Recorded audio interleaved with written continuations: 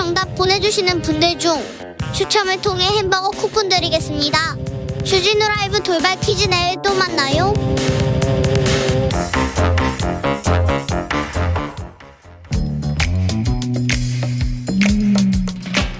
오늘의 정치권 상황 깔끔하게 정리해드립니다. 여당 크로스 최가박과 함께 최가박당. 여야의 최고 파트너입니다. 주진우 라이브 공식 여야 대변인 두 분 모셨습니다. 최영두 국민의힘 의원 어서 오세요. 네, 안녕하십니까. 박성준 더불어민주당 의원 어서 오세요. 네, 안녕하세요. 네, 어제 대통령과 당선인의 만남 어떻게 보셨어요, 최영두 의원님? 예, 뭐 저녁에 만나서 네. 좀 아마 최장시간 당선인과 대통령과의 만남이라고 그랬죠, 아마. 네. 예, 저 민주화 이후로 뭐 길게 많은 이야기를 나눌 수 있는 기회였다 생각하고, 특히나 지금 제일 급한 게 지금 추경 문제입니다. 추경. 네. 이 추경은 우리가 하겠다고 하지만 이 예산 편성권이 정부에 있고 또 여당의 입장이 조금 다르기 때문에 또 대통령의 의지가 굉장히 중요합니다. 근데 이게 만일 안 되겠다 그러면 5월 10일 이후로 넘어가야 되거든요.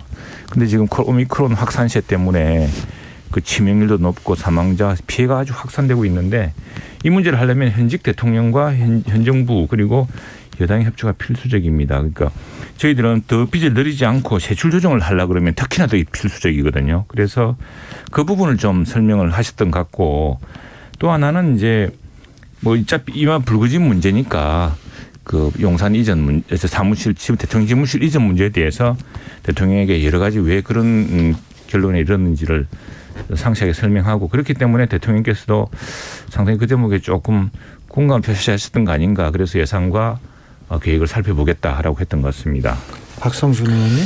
저는 그 문재인 대통령과 윤석열 당선인이 만난다라는 것은 뭐 신구 권력의 만남 이걸 떠나서 저는 이제 역사의 대화를 한다고 생각하고 만났다고 생각이 들었습니다. 네. 그리고 결국은 뭐냐면 국민을 위해서 무엇을 할 것인가에 대한 진지한 고민을 통해서 지금의 산적한 문제들의 해법들을 제시하고 국민을 하나로 모을 수 있는 어떤 통합의 리더십을 발휘하는 것이 이 두 분에게 역사의 어떤 소명 아니겠습니까? 그런 차원에서 봤을 때 이제 많은 대화를 나눴겠고요. 국내적으로도 산적한 문제가 많고 대외적으로도 지금 엄청나게 위기의 파고들이 몰려들기 때문에 현직 대통령과 차기 대통령의 만남을 통해서 정말 이런 문제들을 해결하겠다라고 하는 것을 보여주고 국민이 나갈 수 있는 방향을 좀 제시해야 된다고 봅니다. 네. 일단은 그렇게 이제 물꼬를 떴고요. 19일 동안 못 만났는데 그동안에 우리나라 국민들이 얼마나 또 불편했습니까? 네. 이제 다시 좀 만나면서 여러 얘기들을 좀 해결해 줬으면 좋겠고요. 그런 차원에서 볼 때는 가장 큰 문제가 코로나 위기 극복에 의한 추경 예산 문제 아니겠습니까? 두 분 다 어떤 안을 내놓을지 좀 앞으로도 지켜봐야 되겠고요. 또 그 청와대 집무실 이전과 관련돼서 상당히 문제가 있었는데 저는 두 분이 허심탄회하게 하면서 용산 이전을 한다고 하면은 왜 해야 되는지부터 해서 국민에게 소상히 좀 알려주고 예산 문제도 좀 밝히면서 차근차근 준비해가는 것이 맞지 않나 이런 생각이 좀 들었습니다. 네. 네. 저녁을 같이 먹고 뭐 반주도 같이 하신 것 같고 또 얘기도 길게 하시고 국민들을 위해서 또 많은 얘기를 나눴겠죠. 좀 네. 불안감은 약간 또 거치는 것도 같습니다. 인수인계가 잘 돼야 그 다음 정권이 그 순조롭게 또 출발할 텐데요. 뭐 그 부분에 대해서도 얘기를 많이 나눴을 것 같고요. 네네. 네. 아무튼 만나서 다행입니다. 이렇게 얘기를 전해드릴 수 있습니다. 인수위는 잘 돼가고 있습니까? 네, 뭐 특별한 일이 있습니까? 특별한 일 없어요?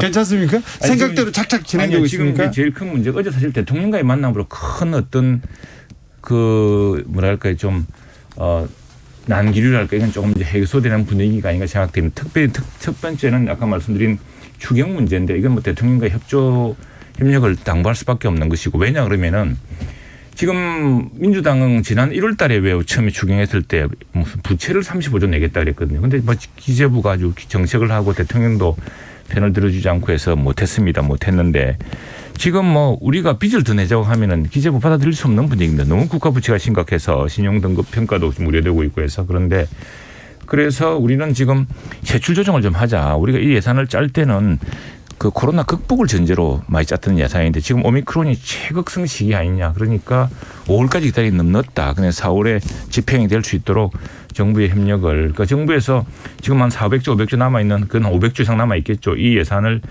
부처별로 조금 순위 조정을 하면은 한 33조만 더 하면 됩니다. 이게 지난번 17조를 했기 때문에 그렇게 하자는 데에서 그게 왜 중요한지를 아마 설명할 수 있는 길을 가졌던 것 같고 그래서 그게 안 되면 인수위가 사실은 5월달까지 손 놓고 있어야 되거든요. 추경이 안 되면은 우리 민주당 우리 국민의힘도 마찬가지고요.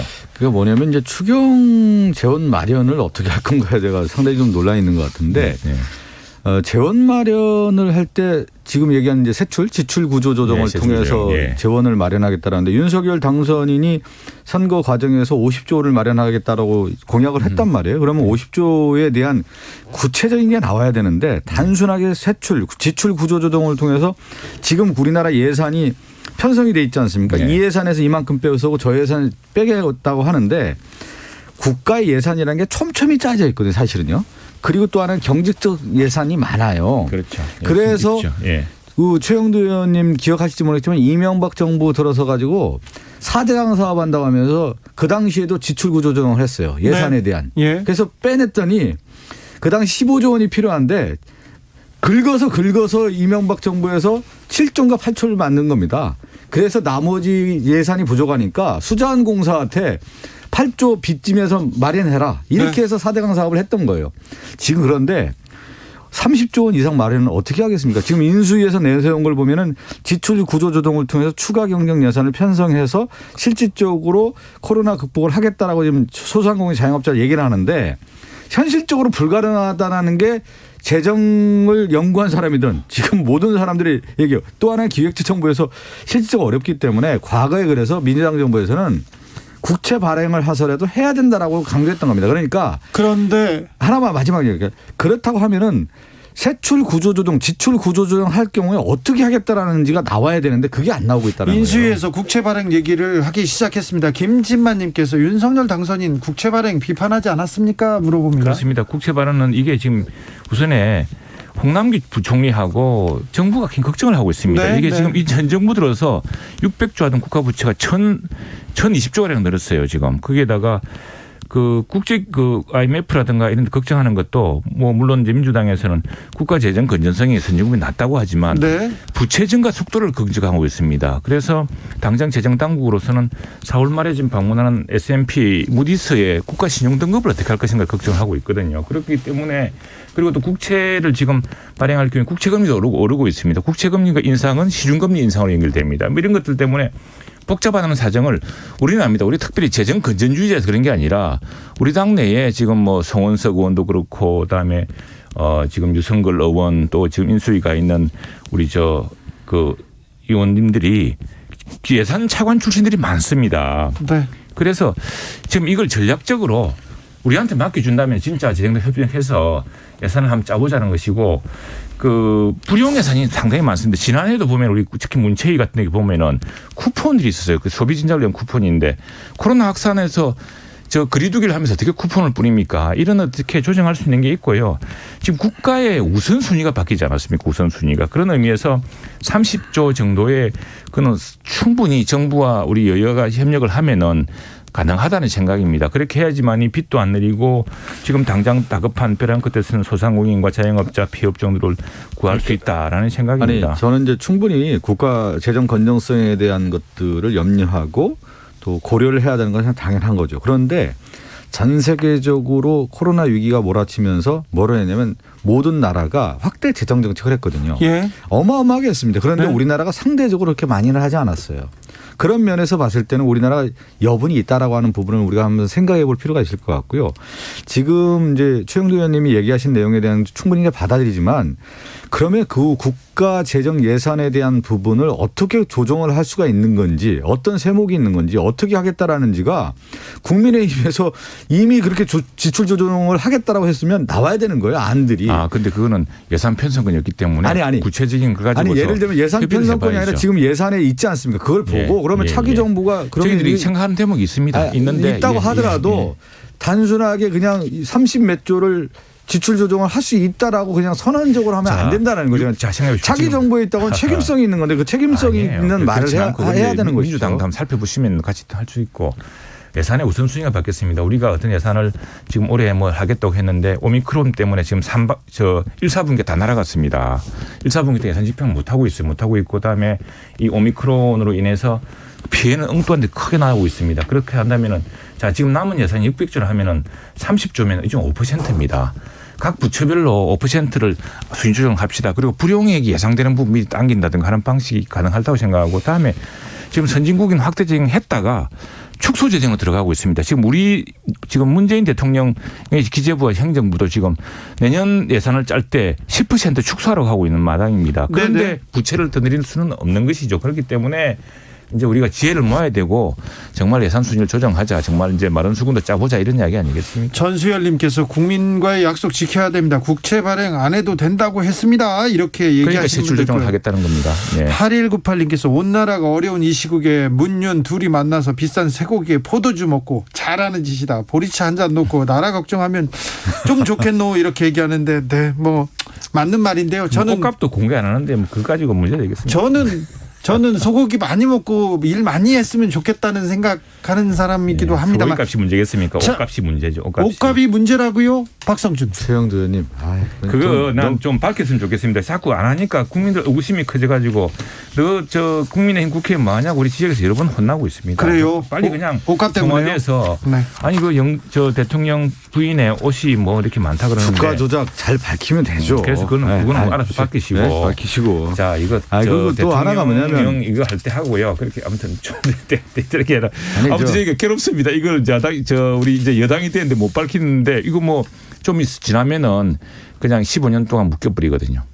그래서 그냥 저 청와대에서 시원하게 밝히시면 좋을 것 같아요. 의전상에서 어떤 필요 지출이 있다고 하면 그 부분 이제 지출하는 건 당연한 거고요. 그것도 법원에서 밝히라고 했는데도 안 밝히고 있어요. 아니 그건 또 관련된 그 특수 집행비 같은 경우는 법적으로 어렵다고 하는 부분이 있지 않습니까? 그래서 이제 법에 의해서 결정할 수가 있는 거고요. 네. 또 하나 지금 보면은 이게 이제 우리나라 특수 집행비가 있지 않습니까? 특수활동비가 특수 이제 활동비죠. 특수활동비가 다 있어요. 지금 보니까. 네, 전 부처에 있죠. 네, 그래서 전 부처가 있다고 하면 법적으로 이제 우리가 한번 고려해 볼까요? 검찰총장 같은 경우도 특수활동비가 있는데 과거의 대선 과정에서도 윤석열 검찰총장 당시에 특수활동비 내역을 공개하라고 했는데 안 하지 않았습니까? 제대로 안 했단 말이죠. 그러니까 조사 다 했는데 추미애 장관 때 조사 다 했는데 아무 문제 없다는 그랬습니까? 그러니까 뭐냐면 구체적으로 그것을 그래, 그건 뭐 청와대 만약에 한다고 하면 그러니까 이런 내용들에 대한 어떤 법적 절차라고 하는 것이 미비점들이 분명히 있는 것이죠. 네. 근데 최영도 의원님 역대 역대 청와대 특활비를 한 번도 공개한 적이 없는데요. 특활비의 문제 전체가 아니고 그건 뭐 대통령이 있었던 외교국 하면 이제 외교관관에 가면 외교공간에 대해서도 뭘 하기 이러는데 이 문제는 법원에서 공개하라고 했습니다. 이 문제는 옷값은.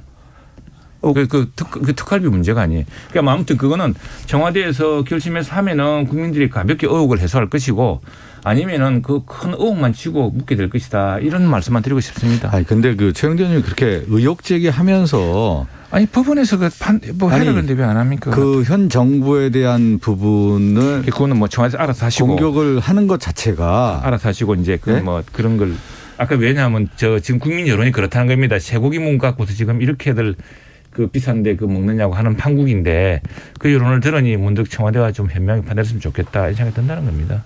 1457님 아이고 시끄러워라. 최영도 의원님 우리 속 시끄러운 일 신경 쓰지 말고 최영도 의원님 창원시장이나 경남도지사 그거나 빨리 밝히세요. 창원시장 나가세요? 아닙니다. 경남지사 나가세요? 아닙니다. 저는 뭐 초선에 그런 깜도 아니고요. 이건 뭐 지금 창원시가 특례시고 네.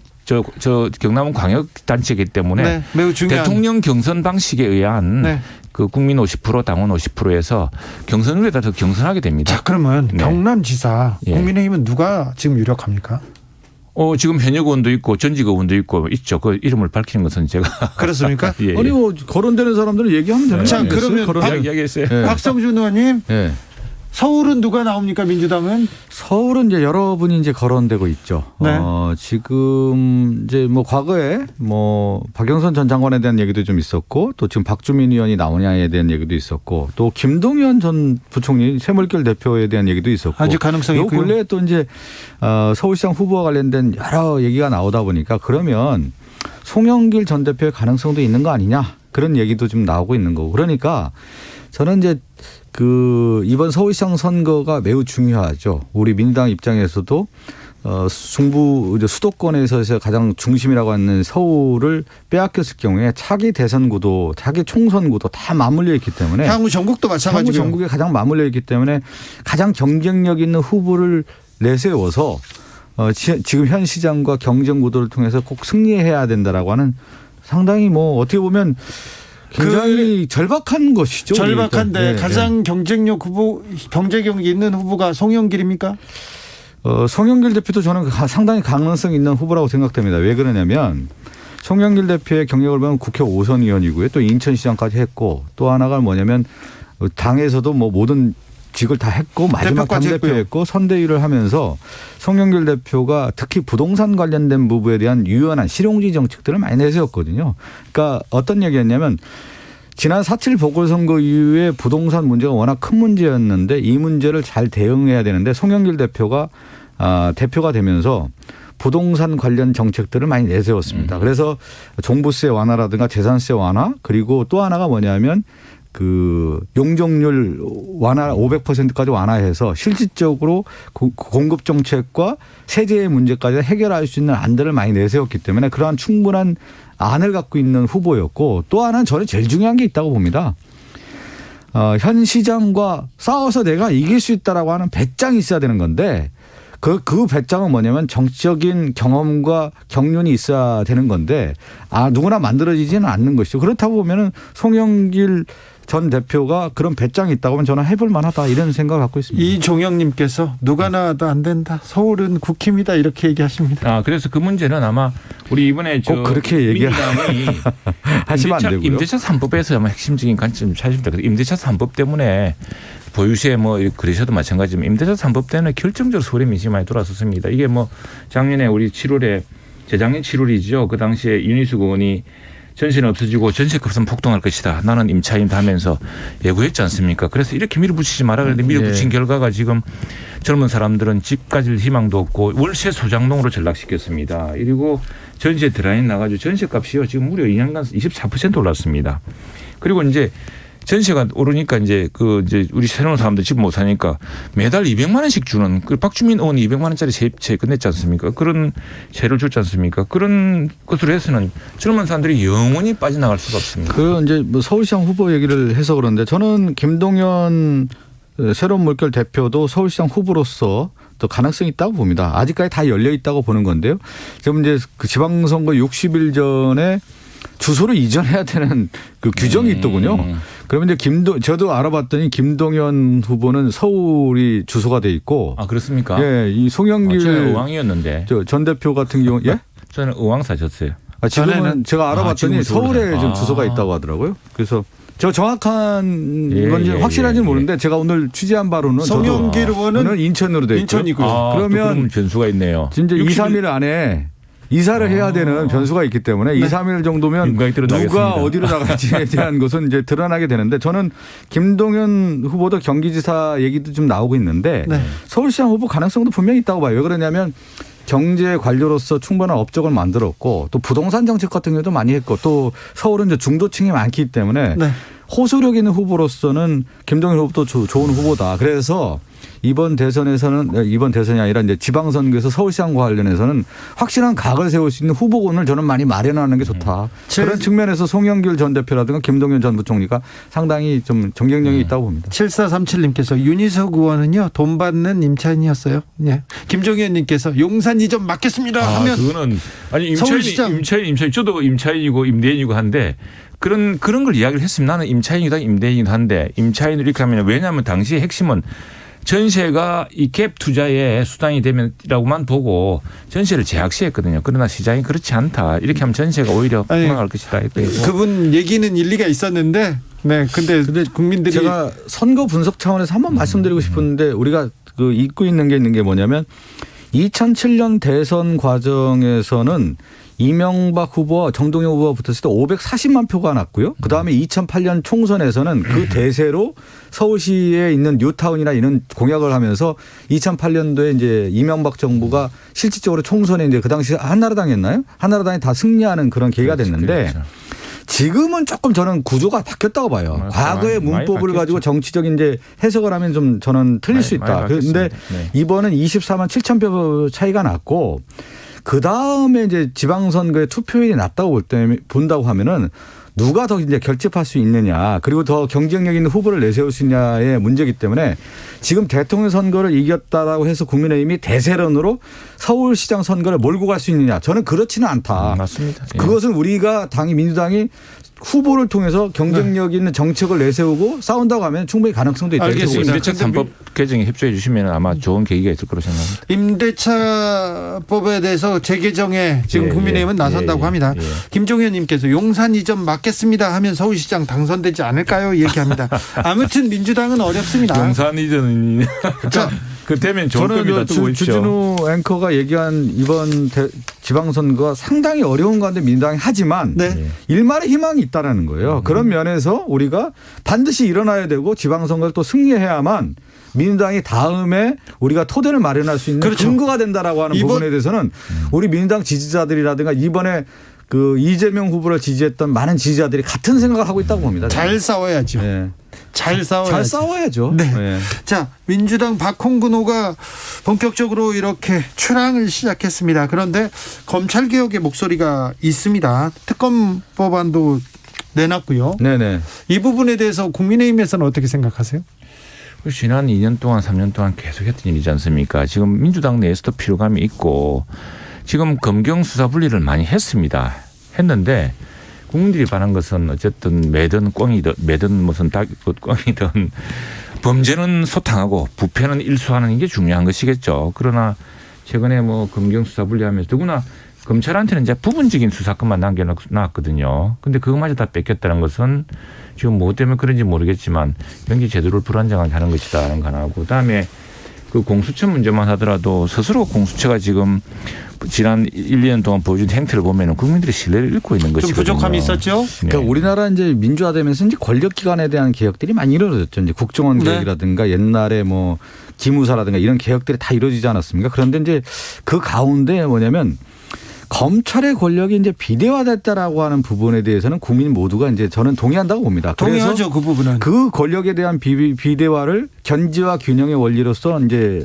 해야 되는 건데 그래서 공수처도 생긴 거예요. 고위공직자 수사처라고 하는 것을 만들어서 했던 거고. 근데 지금 남아있는 게 뭐냐면 우리나라가 수사 기소를 같이 하나로 되다 보니까 검찰 권력이 그동안의 권력과 더불어서 계속 문제가 있더라는 거예요. 그렇다고 하면은 수사 기소를 분리하는 쪽으로 간다. 그것은 바로 민주주의의 기본의 원리에 맞는 거고 민주주의의 가장 기본 원칙은 뭐냐면 견제받지 않는 권력을 용납해서는 안 된다. 허용해서는 안 된다라는 거. 그런데 지금 볼 때 검찰 권력이 워낙 강화하고 비대화됐다라는 것을 봤을 때는 기본 검찰 개혁이 가야 되고 검찰 개혁의 요점이라고 하는 것은 수사 기소 분리다라는 겁니다. 그것이 문재인 정부의 마지막에 개혁 작업이 될 수 있다. 이렇게 좀 보는 것이죠. 알겠습니다. 거기에 대해서 좀 붙일게요. 네. 그래서 윤석열 당선인도 내가 한번 이야기를 해보면은 검찰이 너무 많은 수사를 해서는 안 된다. 검찰은 한 1년에 한 10건 정도 하면 족하다. 나머지는 경찰이 충분히 할 수 있다 생각을 하고 있어요. 그런데 이제 보면은 그학이라는 게 있습니다. 근데 우리가 아는 그 미국 이제 이야기를 많이 하지 않습니까? 미국은 FBI 해서 미국도 뭐 기소를 중심으로 가지 이게 뭐 수사를 검찰이 하질 않는다 이러지만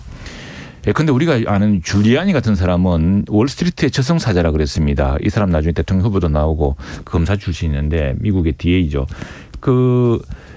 이분은 그 월스트리트 금융범죄로 특화돼서 지금 우리가 지금 검찰에 맡긴 것도 이런 금융범죄 특별한 것인데 이게 경찰이 어느 날 이제 경찰도 할 수가 있는 것이죠. 경쟁적으로 가겠지만 이게 경찰이 수사력을 키우고 하기 전까지 그리고 지금 경찰의 수사 중에 문제는 뭐냐면은 뭐 수사청이 새로 정해서 그렇겠지만 큰 수사에서 많이 멈칫거리는 모습을 보입니다. 그래서 이 큰 문제, 권력 범죄, 그건 서양에서도 하고 있는 것이고, 근데 우리가 이탈리아에서 마니아폴리테라고 해서 깨끗한 손이라는 것도 검사입니다, 그게. 그러니까 권력 부패를 척결했기 때문이죠. 그래서 그걸 검사는 무조건 안 된다. 이게 금수완박이 정도는 아니다. 아니, 그런 차원은 아니고. 근데 금수완박 뭐냐면 검찰의 뭐 수사 기소에 대한 전반적인 틀은 이런 거죠. 뭐냐면 검찰이 수사한 사람이 기소까지 한다라고 하는 것은 전 세계적으로 있을 수 없는 일이라는 거예요. 그런데 우리나라만 좀 유일하다라고 하는 제도 문제가 있다라는 거고 그래서 불리하다는 얘기를 하는 거고요. 또 하나는 뭐냐면 이제 검찰의 권력이 수사 기소가 있다 보니까 과거에 법을 만들었던 사람이 뭐냐면 민주적 통제로서의 견제 기능으로서 법무부 장관이 수사 지휘권을 했던 겁니다. 그런데 윤석열 당사자가 법무부 장관의 수사 지휘권을 폐지하겠다는 거 아니겠어요? 그러다 보니까 검찰 권력을 더 강화하겠다는 얘기고 또 하나는 공수처가 제가 얘기한 것처럼 검찰의 권력이 비대화되니까 공수처를 통해서 견제와 균형의 원리를 맞게 하겠다라고 하는 제도적 기반을 마련한 건데 지금 공수처 기능도 지금 윤석열 당선자는 폐지하겠다는 거 아니겠어요? 축소시키겠다는 거 아니겠습니까? 그런 차원에서 봤을 때는 오히려 권력의 독점화 현상이 강할 수 있다라고 하는 우려가 있는 것이죠. 그래서 원래의 취지인 수사 기소를 분리하는 것이 마땅하다라고 하는 것이 전반적인 흐름인 겁니다. 예. 이게 그 법무수사지휘권도 이유가 있는데 그걸 좀 남용해서 이번 정부에서 엄청나게 남용을 했습니다. 어떤 걸 하신 줄 압니까? 한명숙 전 총리 사기 사건 위정 강요죄, 채널A 사건 라임 사건 수사에 대한 총장 보고 또는 관여 금지 뭐 이렇게 아주 구체적 사건을 이렇게 하면서 그것도 그 구속되어 있는 사기꾼의 일방적인 사기 전과자 일방적인 폭로를 근거로 해서 검찰 수사를 방해하려고 했던 것이 있는 거거든요. 그래서 그 남용된 사료를 보고서 하는 이야기고요. 알겠습니다. 예, 그다음에 그 공수처 문제도 공수처가 제대로 잘 했으면 왜 시대에 이런 검찰 개혁이 화두가 됐는지를 한번 면밀히 좀 살펴볼 필요가 있다고 봐요. 네. 그것이 과거의 권력기관 개혁의 맥락과 같이 가는 검찰은 이제 국회에 통제에 들어옵니다. 국회에서 우리가 예산 통제를 하면서 우리 박 의원님과 제가 샅샅이 최가박당 여기서 인사드리겠습니다. 박성준, 최영두 두 분 감사합니다. 감사합니다. 고맙습니다. 박보영님께서 지금 윤 당선인 하는 거 보면 지방선거에서 민주당이 승리할 것도 같은데요 얘기합니다. 네, 어찌 보는지 지켜보시죠.